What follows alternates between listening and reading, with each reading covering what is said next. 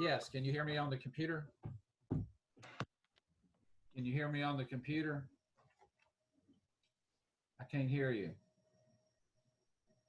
I can't hear you. Oh, see, Tony Cow's connecting. Have you muted your lower left?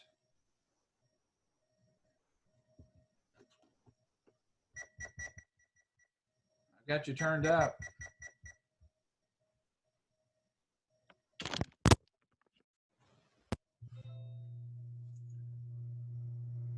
Can you hear me now? I can hear you now. Okay, I'm sorry. I had multiple things with Yeah, wonderful. one canceled out the other. Wonderful. Are you going to record this? Yes, it's recorded. Wonderful. Hang on, let me grab one thing. Okay.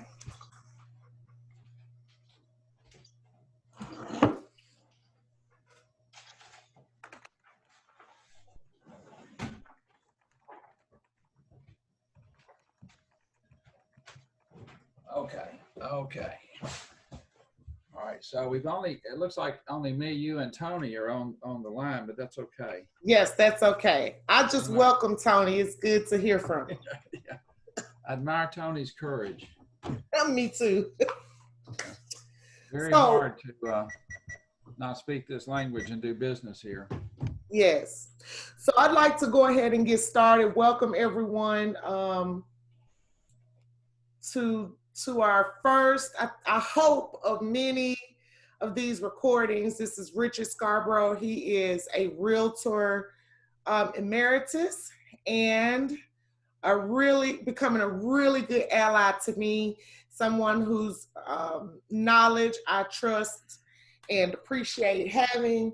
And he's going to talk to us today about doing some things different in real estate. A lot of times we get stuck in our box of just, helping people to buy and sell homes a traditional way. And Richard just has some really unique things that he does in his real estate business. And I hoped that he would be gracious enough to share some of that with us. And he has been, so I'm just going to turn it over to him.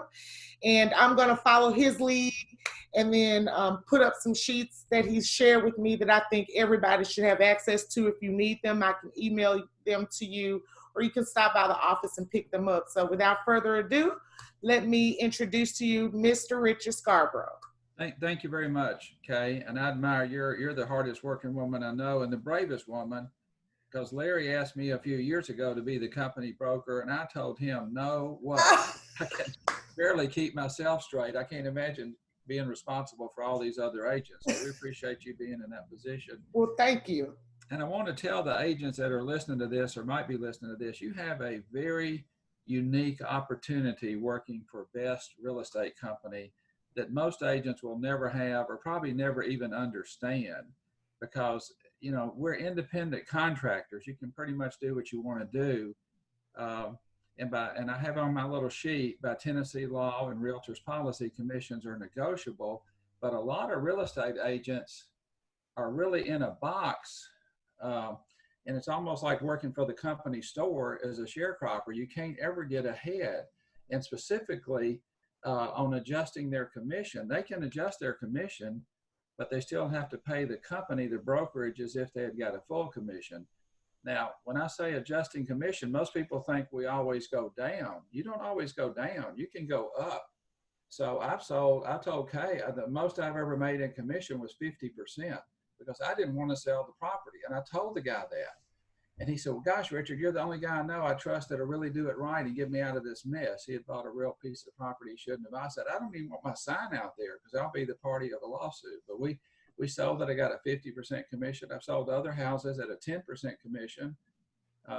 So your commissions can go up and down. So I could talk for 30 minutes to 3 hours, but I want to try to give you the most information I can.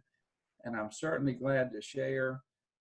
We don't always do things for money. The more we help each other, the more we get blessed in a lot of different ways. So I've given these to Kay, and I'm passing them on to you. Now, this one was too big of a file to send in color, but I want to show this to you here. This is my basic information sheet. Kay has a copy. You're welcome to copy it as you want to.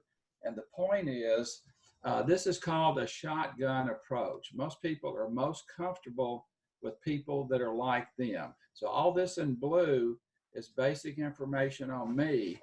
I went to Bartlett School 12 years. I went to University of Memphis. I was in the Army. I was in the Civitan Club. I have an old car. I'm a regular blood donor. I'm married. I go to Hope Church. Anything like that you think is appropriate to help you connect with people. They might not be a direct connection, but they might say, hey, my dad was in the Army. My father was in the Kiwanis Club, my whatever. You want to have some connecting point as much as possible. And I could expound on any of these for quite a bit. One real important thing, whenever you hand somebody a piece of paper, don't give them 20-pound paper, please. Use 24-pound at least, or 28-pound.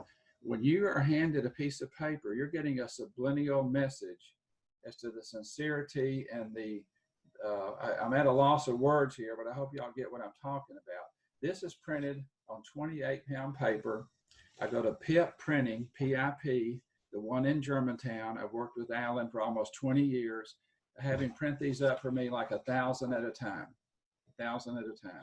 So here's what I do with them. One, I physically hand them to people. Two, I mail them to people.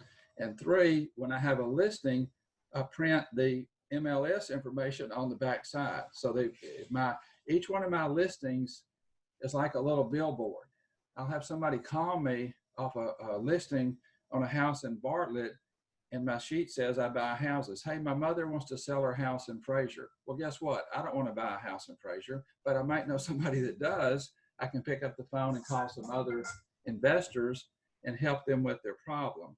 All our conversation, wait, I'm going to turn down my phone because it's going off like a popcorn machine as usual, is about houses, but we're actually in the people business. The more we can help people solve problems, the more we'll make money.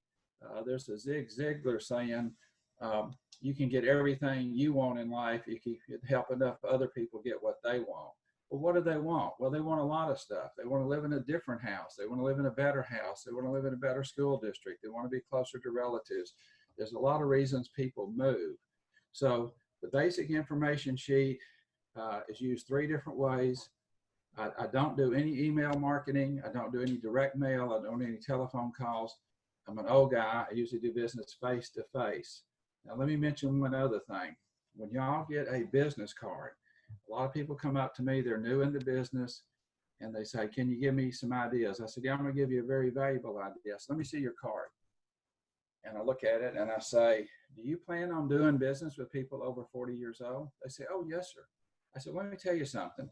The life expectancy of your card is about 3 seconds because they can't read it. They're going to hold it in their hand and it's going in the trash can. You don't need white space. You need big print. You need print people can read. I think Kay's got some of my cards. Alan did them. It's also a thicker piece of paper. My cards cost about $0.10 a piece. That's a lot of money, but you only got one chance to make a good first impression. I leave my cards at the cleaners. Everywhere there's cards, at the blood bank. People say, Richard, you must be everywhere. I said, no, I just leave my cards places, And if you're going to hand somebody a card, hand them 2 cards. Don't just hand them 1 card, hand them 2 or 3. Now, this may be awkward when you first start doing this.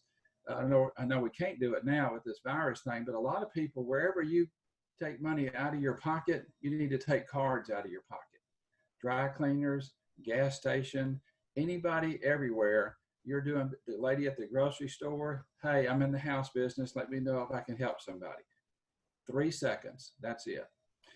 You can talk more if you want to. Sometimes when you're standing in line, people are trapped. You're in line at Walmart. Where are they going to go? What are they going to do? The ladies behind you has got 2 little kids and a basket full of diapers. I say, hey, have y'all thought about getting a bigger house? Yes, sir. We'd love to get a bigger house. I say, here, let me give you my card. Tell me when I can come by and visit. So one is face to face. The more you can interact with people face to face, the more cards you can get out there, the more flyers you can get out there. It's like planting seeds. Now, most everybody knows somebody that's a real estate agent. You cannot ask 3 people, who do you know that's a real estate agent, and not get an answer, probably 3 or 4 answers. So we need to do things a little bit different. What do people not like about real estate agents? They don't like paying 6 or 7%. I mean, it's 101. So my hook is to tell them, and I gave Kay this addendum, and I thought of this about 20 years ago. I had a bunch of houses for sale. I was flipping houses, and I thought, you know, there's got to be a way that I can sell my houses. I can take them away from the agent if I want to rent them. If they sell them, they make more money than just leaving them in MLS.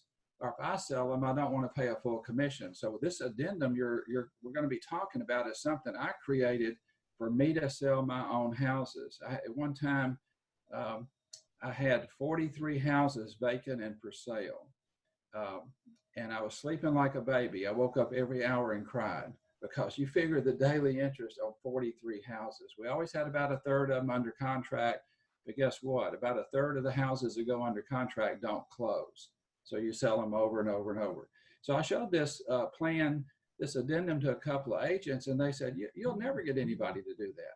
I said, yes, I will. I'm just going to keep asking until I find a yes. It doesn't matter how many no's you get. You just need one yes. And I talked to Lady Mildred Key. I think she's retired, and she sold about 30 or 40 houses with me under this addendum that we're going to talk about. So, and I tell people, even if we're not going to do business, let me show you my paperwork. And if you feel trapped that you got to use your brother's, sister's cousin that works for CryoLike, hand them this sheet of paper and say, can you do this? I said, they can't get past the first line. And when they say no, you're off the hook because they can't be competitive. So I'm going to put it up for the agents to see, Richard, because I have it up. This is my addendum to a listing agreement. And I tell them, yeah, there you go. In the state of Tennessee, we have to sign pieces of paper to do business. We can't just shake hands and put a sign in the yard. And that listing agreement gives us or whoever agent you choose to work with the right to market your house for a certain price for a certain period of time. Now, here's the challenge, and here's 101. I tell them, most people don't understand that's a lien against your house. The agent can sign you up, but only the company broker can release you. And there's been people that have been caught having to pay a full commission, 6-7%, and they will hate that company and that agent forever. That's not the way I want to do business. If you lose the relationship with somebody, you might as well let them go. Don't try to make them pay you money or anything like that. So first sentence, first paragraph, broker agrees to cancel listing at any time with written notice from the owner. And I can cancel it. And that happens every now and then. If you start working with somebody and you don't click, they use a lot of profanity, they're wasting your time, you need to let them go. You need to refer them to somebody else. Time is your most important commodity. I just met a very energetic, hardworking new agent at CryoLike. I would not do this to a best agent, but I referred him 2 leads. I knew they were going to take about 200 hours to land, if he ever could land them. One of them, he did sell him a house. I got a referral fee a while back. I don't know what it was, 500 or something, whatever it was better than me working with that lady, because it's just too irritating working with people that are impossible to please. So this may sound crazy. Sometimes the best thing you can do for yourself is to refer your leads to a competitor. Let them have all that aggravation. So I figured there's 3 ways a house might be sold. So we have 3 different commissions. One, we put it in the MLS system at 5%. And I'm talking to you this like I would talk to somebody about sitting in their living room or their dining room table. One, we put it in MLS system at 5% with 3% to the co-op agent, because that's all they're going to get if the house is listed for 6 or 7. 2, if there's no co-op agent, then the total commission is 3, which is better for you than 5, and it's better for me than 2, which is what I'd get on plan 1. And 3, you can do anything and everything you want to do to market your house. Let me take the calls or refer them to me. And if you sell the house, the total commission is 1. So on your side, it's 1, 3, or 5. On my side, it's 1, 2, or 3. And I tell people, let's have a contest and see who can sell your house first. The main thing is to get your house sold. Now, here's what they're thinking. So I go ahead and put it on the table, is you really don't want to make 1%. I I said, yes, ma'am, I do. I'd rather make 1% in 30 days than 3% in 3 months. That's a bunch of phone calls. That's a bunch of showings. Let's do what happens first. Now, if you look at the bottom, I've also found another little gambit I kind of discovered accidentally. Sometimes selling people's house, they have stuff. They're moving down, they got an extra vehicle. So again, cry-alike agents can't do this. And I tell them, you'll never hear this from a cry-alike agent. I'll take your stuff. You know, whatever your commission you make, best real estate company gets a flat fee, whatever plan you're on. So they don't care if your commission is $1,200 or $12,000 or whatever. So I found, and here's the trick, so to speak. Gambit's a kinder word, I think. I sold this house in East Memphis. This lady has a desk. I did not want the desk. I did not need the desk. She wanted $1,000 for the desk, which is about twice what it was worth because it didn't sell in the estate sale. I told her, I will take the desk for $1,000. We'll take it off my commission when your house sells. It's about a $7,000 commission. So is she going to fire me? No, because I'm the only person on the planet that's paying her double for her stupid desk. So we got through the transaction, and she said, Richard, you've been so nice to work with. You can have the desk. I got it for free. It's sitting in my house right now. I've also taken cars and vehicles. I had a young couple. They were moving to Florida, and he had a Explorer sports track. I don't know if y'all know what that is. That's a 4-door little pickup truck with a little pickup truck bed. He bought it brand new, had about 200,000 miles on it. He said, we got to sell it, but I hate people coming to my house, looking at the car, talking about money. I said, what do you want for it? He said, $2,000. I said, I'll buy it, and we'll take it off my commission. My son-in-law was driving that truck. That was about 3 years ago. What have I got in that truck? Zero. I mean, obviously I have something, my time. So I've taken jewelry, fur coats, guns, steel doors. I say, cry-alike can't do that. They can't come in the office and say, hey, Larry, I got a gun and a truck and a $1,200 commission check. What part do you want? You know, so you've got some unique opportunities. My mindset to y'all is just do things a little different. Whatever the other people are doing, do it different. Let's do it different. Let's be different. Let's serve people. Now let me buzz on through this. All right, the buyer-broker agreement. I have a one-page form. I think Kay's got it there. It's from a decade or two ago. If you'll see that little date down at the bottom, I think I may have taken it off. It's a MAR form. We used to get forms from the Memphis Area Association of Realtors rather than TAR. It's a one-page form, and I tell people, just like a listing agreement, if you want me to represent you, I have to sign a piece of paper that gives me the right to represent you. Most companies will have a 6-page form. cry-alike, Keller Williams, Remax, all of them have 6 pages. And it says, if you buy anything in the next 6 months, you owe them a commission. I want you to look at the way mine is set up. Or if you go down to the bottom, other terms and conditions, this may be canceled at any time by written notice from one party to the other. So we may sign this. All my listing agreements and forms are signed for a year. Let's just keep it real simple. Just fill in a year. Surely within a year, you're going to help somebody or not be working with them. So that way you don't have to renew it in 90 days or 6 months or any of that. And I tell them, if, any day anybody can call me and say, hey, Richard, come get your sign. Or I can tell them, I'm tired of listening to you. You're very unrealistic. And I'm sorry. I think you need to let that lady at church that's telling you everything I'm doing wrong help you. And I did this. And this lady said, well, she wants 7%. I said, yes, ma'am. To get the service you want, you're going to have to pay 7%. But it's not going to be from me.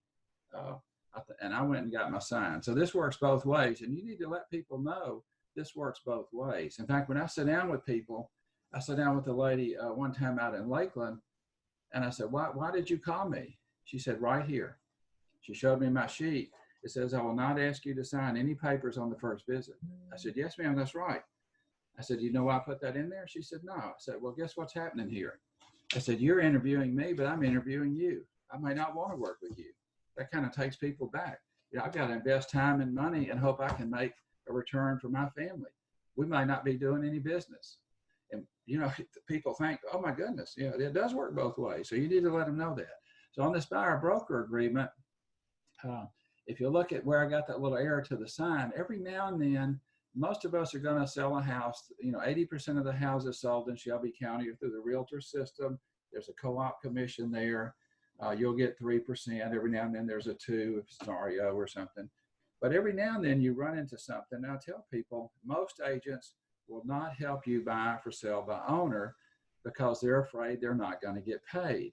I said, I can help you if the seller says, I'm not paying a single agent a single dollar. I can still represent you. We'll still go through the transaction. And here's my fee, a fee to be mutually agreed. What do those words mean? They mean exactly what they say. If we don't agree, I don't get paid. Now, I don't mind telling you, and I tell them this scares my wife to death because she's afraid people will take advantage of me. And I said, well, they won't do it but once, and then I won't do business with them anymore. And so I had a transaction in Germantown about 2 years ago, for sale by owner, very difficult transaction. We finally got through with it. And the guy said, what do I owe you? I said, what do you think's fair? I threw it right back to him. He said, how about $2,000? I said, that's fine. Now, it would have been about a $6,000 commission, but here's what I found out. By treating people very fairly, you get a lifetime of referrals. You don't make your living on one deal. Each deal should be a seed to get you other deals. So that's what we're going to talk about. I've got the buyer broker agreement. I've covered cars. Now, when I sit down to list a house with people, I give them 4 pieces of paper, 4 8.5 by 11 sheets of paper. And here's what has been so frustrating to me is you list a house, you take the pictures, you put the sign in the yard, and then they decide to do something else.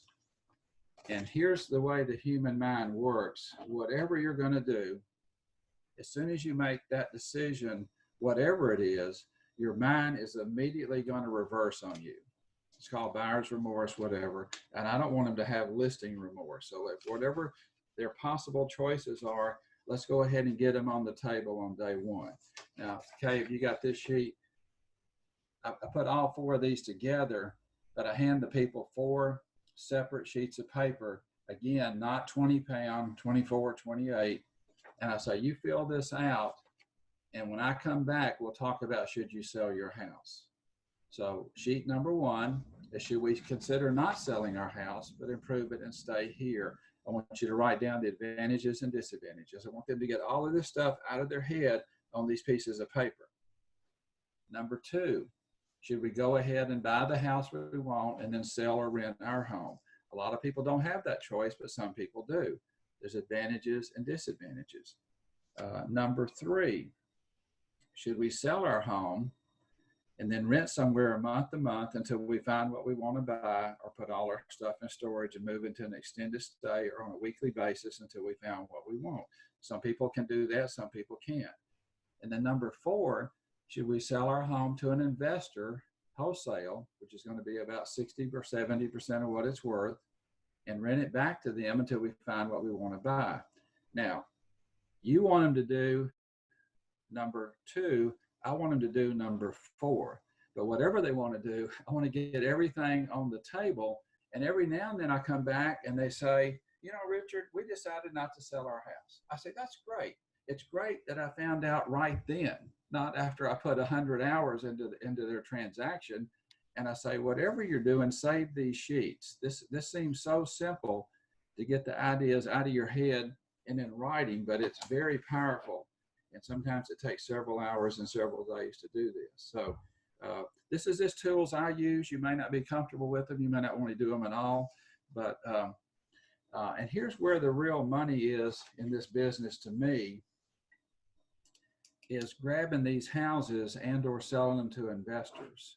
Now, if you're out and somebody says, yeah, I'd like to sell my house to an investor, it's a very, my card, it says I buy houses. And that's a very awkward part of the conversation, because I have to tell them, yeah, I just told you your house is worth $200,000, but as an investor, I can only pay $150,000. And the way I explain it is I say, well, it's like selling your car. You could turn your car into cash before dark, but it'd be at a very reduced price. If you want to sell at retail, it's going to take time to market it and show it and this, that, and the other. But sometimes, depending on people's situation, the time is more critical than the money. If they've inherited a house, or they're moving, or they're getting a divorce and they got to make that loan go away to get their property settlement. Sometimes the pain of the relationship is greater than the profit on the house. And sometimes people aren't making money, they're just not losing money. I had a situation about a year ago, and you never know where your leads are coming from. I learned a lot of stuff from my competitors. This is probably decades ago. Jim Reedy had ads in the paper, rent to own, and he had about 15 houses listed there. And Jim and I have been friends for, gosh, 30 plus years. I called him and said, Jim, how many rentals you got now?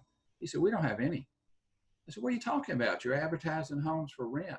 He said, yeah, we do that to get the phone to ring. We get people interested in the house and we turn them into buyers. We're getting our buyers out of the air. We're getting people who will call on a for rent sign, but they won't call on a for sale sign. So a lot of people, they don't know they can buy. They don't know there's a $15,000 THDA grant. They don't know their credit can be changed. If they go to Iberia Mortgage, they'll give them a secured credit card. They'll give them an installment loan. Each one of those will change their credit score in different ways. They may not can buy now, but they may can buy in 6 months. So you get your leads out of the air. I bought a house. This guy called me about renting a house in Germantown. He lived in Bartlett. And I said, why are you moving? He said, well, my family has inherited this house, and they want the money. They want to go ahead and put it up for sale. And I was talking to him, you need to you don't want to say how old is your daughter or how many, you can ask some open-ended questions like, you want about 4 answers from one question. Like how old, if I said, do you have any boys? How old are they? Do you have any girls? How old are they? That's 4 questions. If you just say, how old are your children? They'll say, well, Billy's 10 and Sandra's 12. Boom, you got it. So he said, well, my daughter's in the 10th grade. She's been going to Bartlett all her life, and she really hates to move. I said, guess what? You don't need to move. You cannot do that to a 15-year-old girl. You will traumatize her the rest of her life. You just need to stay in that house another 2 years and let her finish school there. And he said, well, the family wants the money. I said, well, I'll buy your house. The house is worth about $150. I said, I can only pay about $100 for it. He said, I don't think they'll do that. I said, well, let's talk to him. You don't know. To my and his surprise, they thought it would be a great idea for her to stay in school. And they said, Mr. Scarbrough, Uncle Billy paid $103 for this house 16 years ago. Can you at least pay us $103? I said, yeah, I can pay you $103. The day I bought it, I borrowed $113. So I was 10 grand ahead on day one. We can get into the money side of this a little bit later. I sold the house for $120 to another investor, and I did nothing to it, zero. And I said, you've got it. Part of this deal is you have to let this guy stay here for 2 years. He has to stay in this house. Don't raise his rent. Don't kick him out. So that it's win-win. I kept the kid in school. I'm their hero forever. The family got the money. They had to do no fix-up on the house, no marketing time, no ill will in the family because they kicked the guy out and all that kind of stuff. So you can work backward to help people do things. All right, now I've given a green sheet here, and you've got that on rental property advantages. And now here's what I'm talking about. I'm giving you information for you personally and for you to talk to other people. Because here's how I've grown my business. Usually you sell one person, one house, and you're done for about 5 to 10 years. Wouldn't it be better to sell that one person 10 houses over the next 10 years? You have to sell them on the idea of having rental property, and there's 4 separate returns. Most people kind of hangs their hat on cash flow, but on single family homes, that's kind of hard to do. The second one is equity buildup. We have amortized loans, 15, 25, 30. I'll talk about that in just a minute. And as we have inflation, which guess what? As the government prints all this money to solve the world's problems, in 5 years when gas and milk is $10 a gallon, you're going to wonder why. Well, this is why. Real estate goes up in value and your rents go up, but your payment on your long-term fixed rate loan stays the same. Tax savings. All right, this is what got me into rental property. I did not get rental property to make money. If I can stay awake, I can make money. I used to meet people at 6 in the morning at Perkins because that's as early as they opened. I've met them at 11 at night. Okay, you're upgrading us, wonderful. But I used to have 2 open houses every Sunday. I mean, your Sunday afternoon's gone anyway. Well, I just have 1. I'd have 3 if there's enough daylight. And I'm working as hard and as fast as I can. You pay both sides of your withholding, that's 15%. If you make any money, you're going to pay 20 to 39% in income tax. So every 12 months, about a third to half of my money was taken away from me. And I'm thinking, this is nuts. There has got to be a way to create wealth in this country, from hard work and keep your money. So it's like a lot of stuff with the government that doesn't make sense, but that's just the way it is. One of our national goals is decent housing for all our people. We don't have 100,000 people living in cardboard boxes and all this nonsense like they do all over the planet. So one, they can take your tax dollars and pay people to house people, like with Section 8 housing. Or 2, you can house people and not pay taxes. I choose Plan B. And I'll tell you something, in 30 seconds, it took me about 30 years to figure out, because I've got a college degree in engineering. Everything to me was a math problem. To get the best cash flow, I bought in the worst parts of town. You get nicer people when you buy nicer properties. About 30 years ago, I had 30 duplexes down near South 3rd and South Parkway. Looked great on paper. But when you take out the uncollected rent, the theft, the vandalism, the chance of getting robbed or killed, I wouldn't even drive through that neighborhood now. I would be the target. An old white guy in a red pickup truck. I'm the second target behind a woman. So I mean, you just got to look at things the way they are. So here's what I'm talking to. You're talking to your clients about buying rental property, and now we got some ideas on the other side of the sheet. And so I said, and usually with a married couple, one is go, go, go, and one's no, no, no. So I sat down with this couple, and she was jumping up and down to buy houses. We'd give her something to do. They like to decorate, all that nonsense. And I was talking to him. He said, we don't need any more money. I make plenty of money. I said, how much did you pay in taxes last year? He said, I didn't pay anything in taxes. We got a $1,200 refund. I said, no, sir, you didn't understand what I said. How much did you pay? I said, I bet you I make about the same money you do, and I bet you pay at least $2,000 a month in taxes, but I pay 0 in taxes because I own rental houses. I said, that's 25 grand a year that you are earning that's being taken away from you. Now, you're not going to do it with one house, and this is where selling them a house a year comes in. I call it the house a year plan. Trying to sell them a house every year. I've got clients I've sold 10 houses to over the last 10 years. Now, you can't sell them any junk or you'll lose them. You'll lose that stream of commissions, and you want to sell them houses that go up in value. We can get off in the weeds on that. But the idea is to grow your business deep instead of wide. Instead of trying to capture more customers, trying to serve the customers you've got and sell them more houses and for yourself. So there's 4 separate advantages. There's some other things on the other side of the page. I'll read that real quick. When you say the word rental property to anybody, you get a bunch of negative comments. Oh my gosh, Uncle George had a house, they tore it up, they never paid, blah, blah, blah. You don't want to hear, I got 18 people in Germantown that pay on time.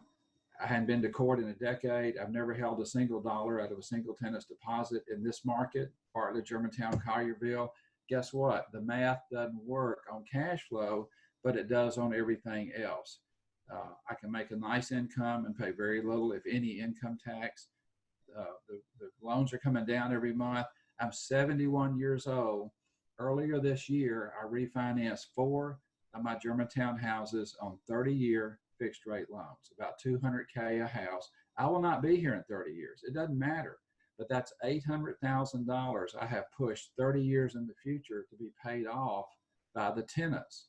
Now, if something happens to me, my wife can take over those loans. My daughter can take over those loans. Guess what? You can take over those loans. It's kind of a roundabout way.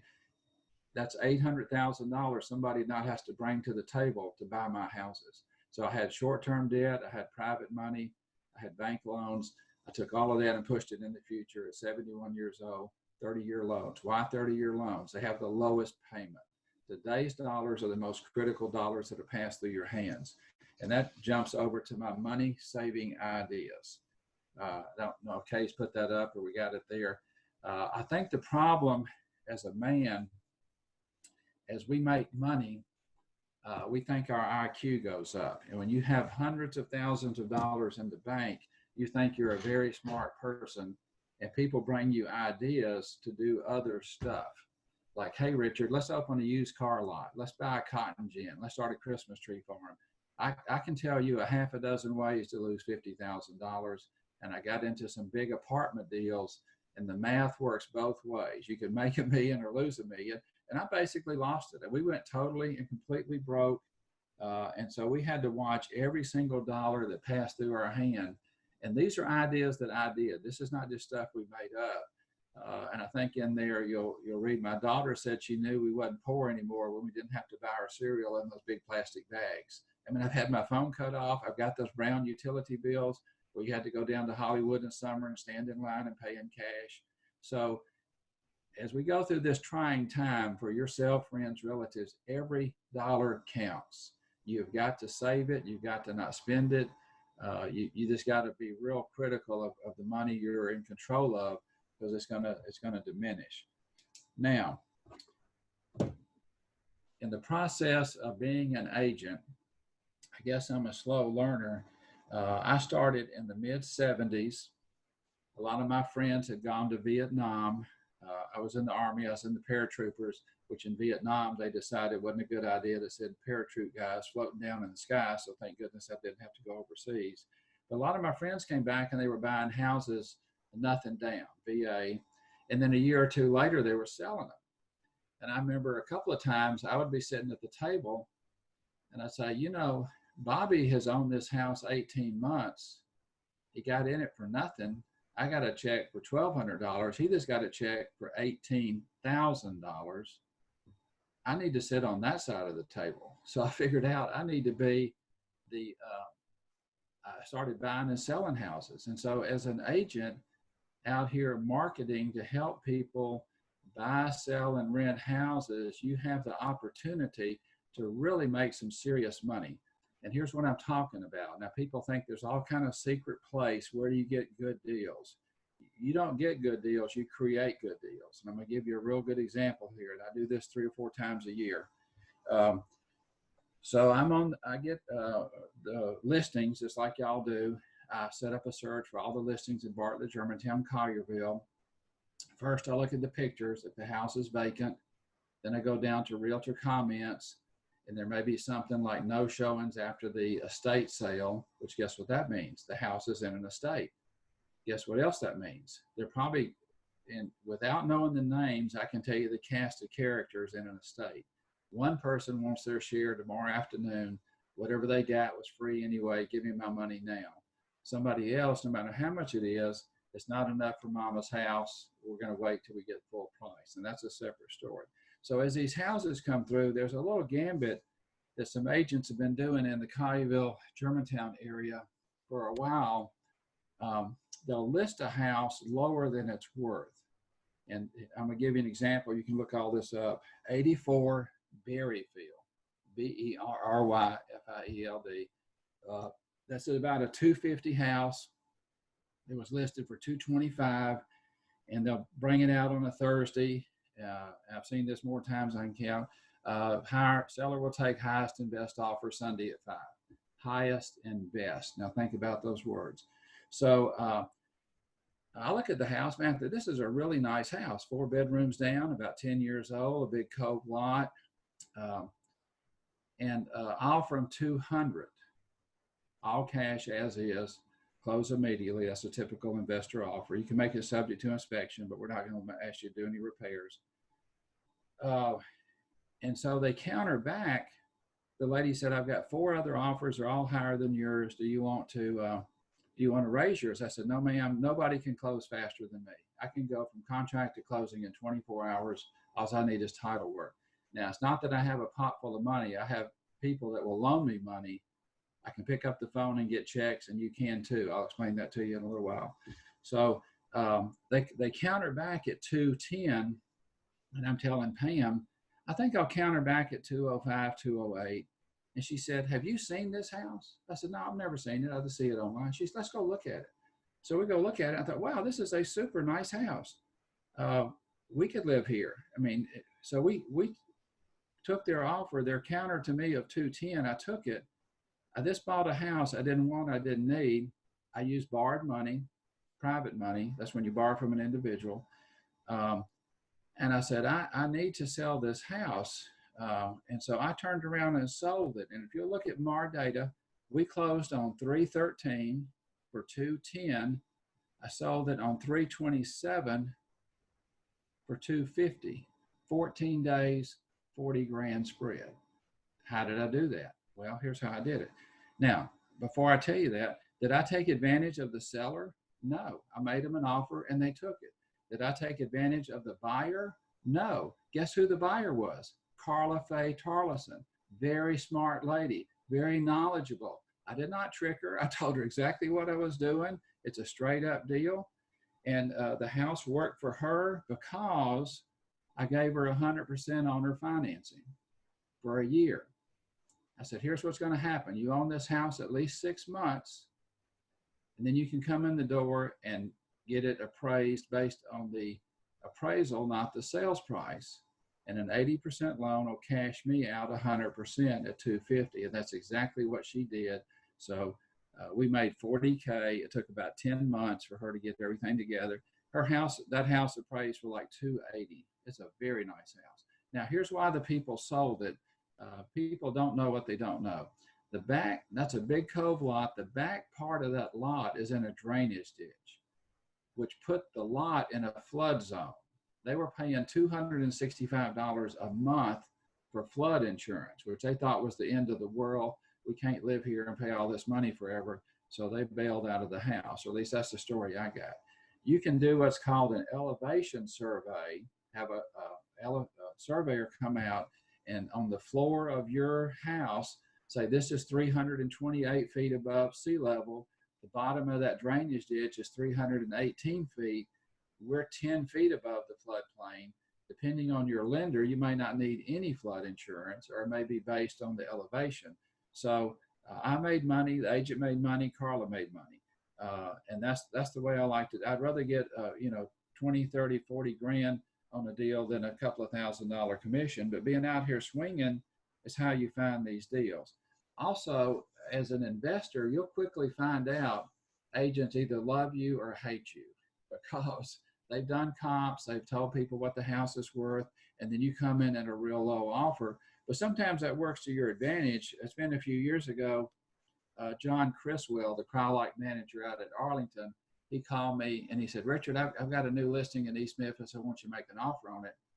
I said, John, tell me about the house. He told me a little bit. I said, tell me about the people. And after a few minutes, I said, John, they're not going to take any offer I would make. He said, oh, yeah, I know that, but yours will be so horrible. Anything else, I get to look great. So as a courtesy to him, I made a low offer. They had a screaming, cussing fit, thought I was some kind of lunatic trying to steal their house. It's just a math problem. It's dollars in, dollars out, based on market rent. I can't control market rent. So this thing about estates, I got one other example. House at 2982 South Germantown Road, 2982 South Germantown. Nice big house, about over 4,000 square feet, 3-car garage. This house was built in the early 80s before they went to the big bathrooms. It's a big house, but it's got the little basic 5-foot by 7-foot bathrooms. The tax appraisal on the house when it was first listed was $355,000. So the agent listed it at $355,000, which I think was a great disservice to the seller, because anybody looking at $350,000 and under never saw this house. It just didn't show up. It's in an estate. Pam, and it had been listed. I'm not making this up. You can look at this at MAR data. I'm looking at the sheet right here. It was listed for 6.5 years. This house sat vacant in an estate. They cut the grass. They had a maid come in and clean up the dead bugs. About 3 years into the listing, I noticed it because they had a 3-car garage, and we offered them $250,000. and they thought I was some kind of crook trying to steal their house. This is a 350 house. You're not going to get it for 250. Fine. You know, we rolled on. We bought another house. Pam and I were looking at it to live in. And about a year and a half later, the agent called me. Now listen to what she said. Richard, the sister that was holding out for the big money has died. I'm calling everybody back who made an offer. If I had not made that offer, I would not got that phone call. They're ready to sell the house. When do you want to see it again? I said, I don't need to see it. I'll have you an offer within an hour. I called Pam at work. I said, I'm going to offer them $200,000. If they counter at 250, 60, 70, we don't need to waste our time going over there. Anything under 250, let's go look at it. We'll clean up the paperwork. They countered at 210, 210,000, 4,000 square feet, 3-car garage. We bought the house as an owner occupant. Pam got a 3.5% loan. We lived there a year. Now it's a rental. So you never know what's on the other side of a transaction. To me, making an offer is kind of like playing poker. That's what calls their hand and makes them respond. And even if it doesn't work, you're on somebody's good guy list or bad guy list as an investor. Now, where do you get the money? All of my deals are on borrowed money. I have some money. I don't have a lot of money, but you can borrow money. Where do you get money? Well, you can set up credit lines at the bank. That's always an aggravation. But the best money, it may be the most expensive, is what they call hard money.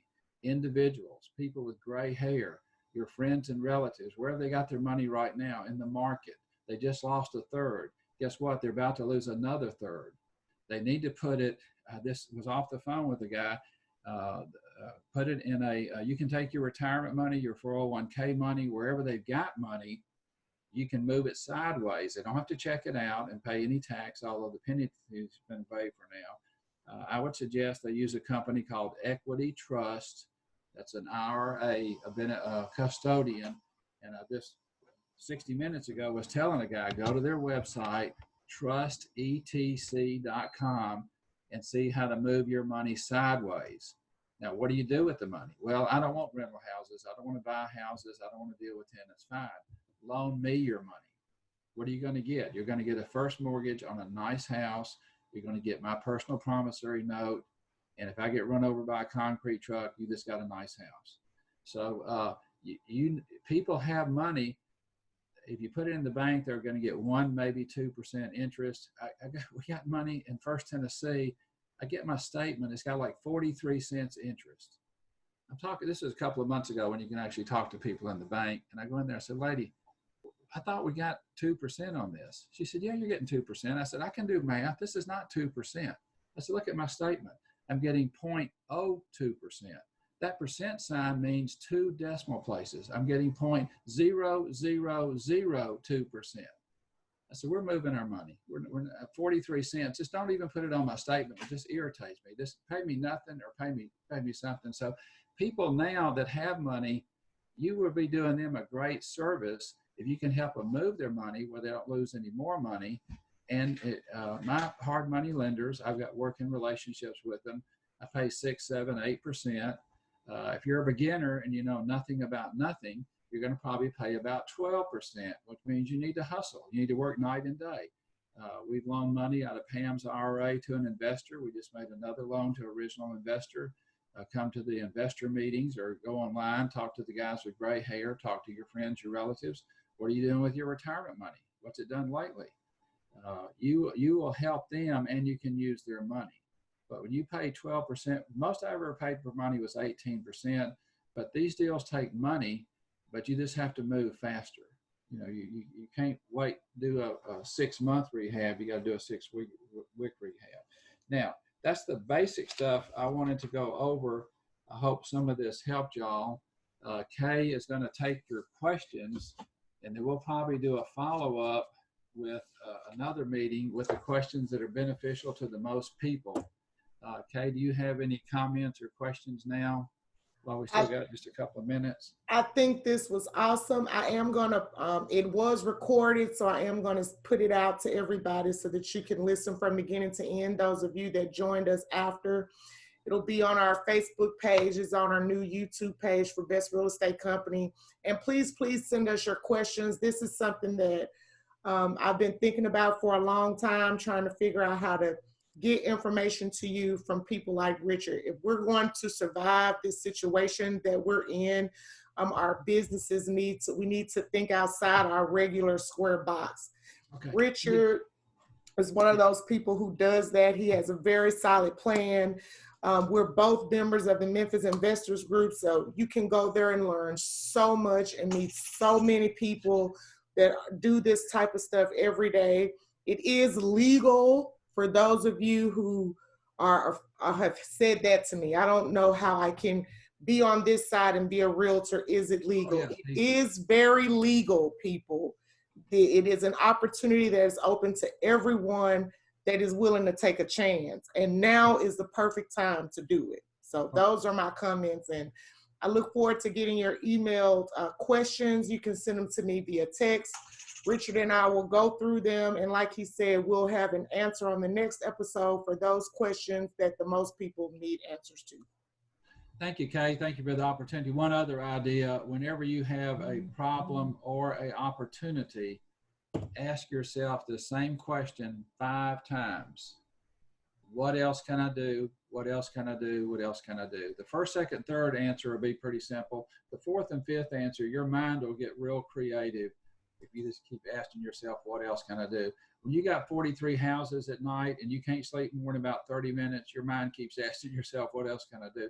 Flipping houses will make you money. Commissions will make you money. We're talking about creating wealth. We're talking about lifetime income, money that will make your family money for the next 100 years.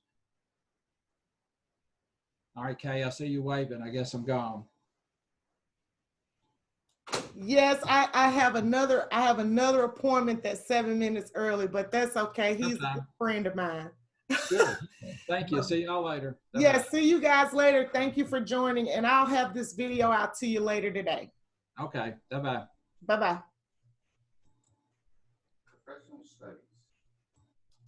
Professional studies. Hold on just a second. I've been pretty good.